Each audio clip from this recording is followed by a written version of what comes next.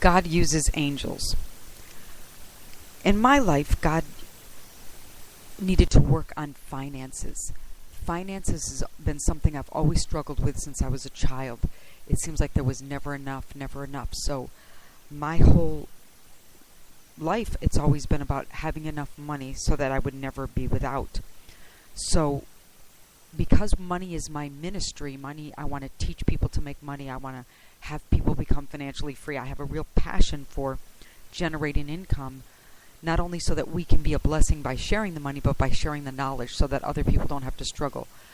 And some people may have struggles with illness. Some people may have struggles with addiction. It's just that my struggle my entire life has been with money. So I know that's where God has called me. So when I lost absolutely everything, and the people that I had expected most could possibly come through for me didn't, I had to rely solely and 100% on the Lord. So much so that I would go to the church with my tithe, and I would hear people say, "Oh no, God understands, don't worry, pay your bills." And the Lord definitely worked very, very closely with me, because I remember one time outside the church thinking, my husband would kill me, I better not.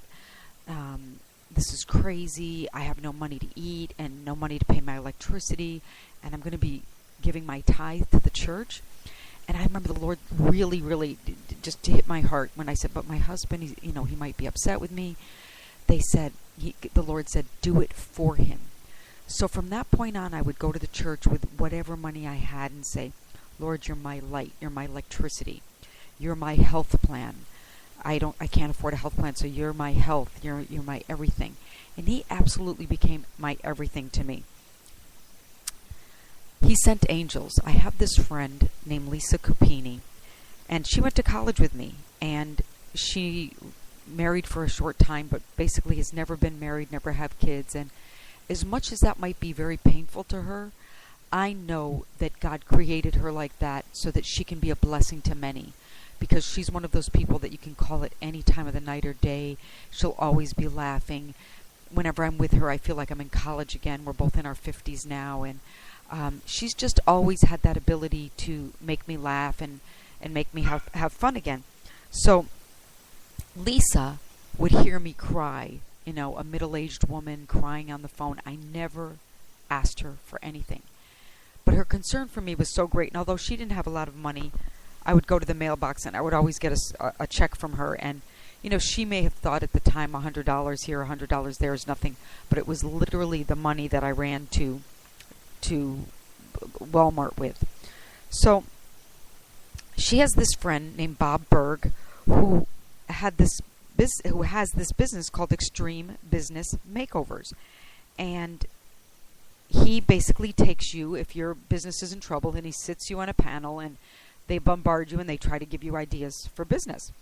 So she told him about me, and he paid my trip to his conference, let me in the conference for free, shared a hotel room with her, and essentially I was off to this conference by the generosity of a complete stranger.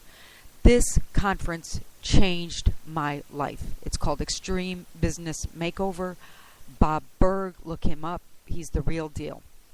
When I say it changed my life, no, I didn't become instantly rich. But this book that you're reading is 100% birthed out of what I learned at Bob Berg's seminars. And Bob Berg's seminars, because it's Extreme Business Makeover, puts you in a room with everybody that's just like you, that wants more, that wants to, and it's not just money. They want to extract your potential. And when my houses were in foreclosure and I was down and out, here I am at this conference. I have absolutely not a penny in my pocket, yet I'm enjoying all this incredible knowledge. And it connected me with wonderful, wonderful people. And the people that I want to mention, as you can see in this debit card below, were a mother and son team who also were in real estate and struggling like crazy.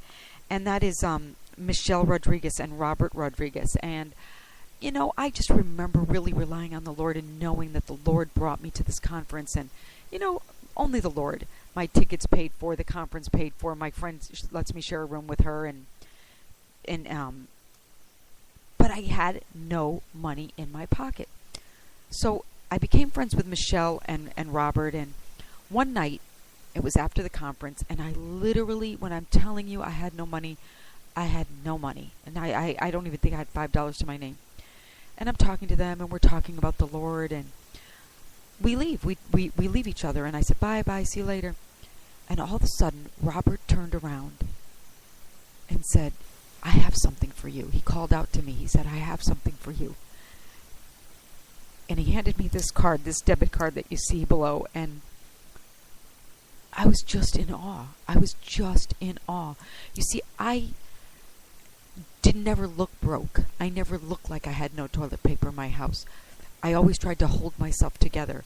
So by him handing me that debit card, I knew the Lord had spoken to him, because he was only 18 years old. And he may have thought, well, that lady, she doesn't look like she needs any money. And as you can see, I saved the debit card because it's literally what got me all my food while I was on that trip. And also his mother, very extraordinary people. And of course, my dream is to be able to be a blessing to all these people one day. And there was a business opportunity that everybody was talking about. And you know, everybody says, oh, you can get $500, a debit card, a credit card. Not when you're $500,000 negative debt. There was no way I would have money for. And she bought myself the way into that multi-level company. And you know what? I never did anything with the multi-level company. I tried to pay her back. But you want to know the truth? Just the fact that she believed in me when I didn't believe in myself. Bob Berg believed in me when I didn't believe in myself. Lisa Capini believed in me when I didn't believe in myself. And Robert Rodriguez believed in me when I didn't believe in myself. So when you just hang on to the Lord for your dear might, He'll bring you the angels that will believe in you when you can't.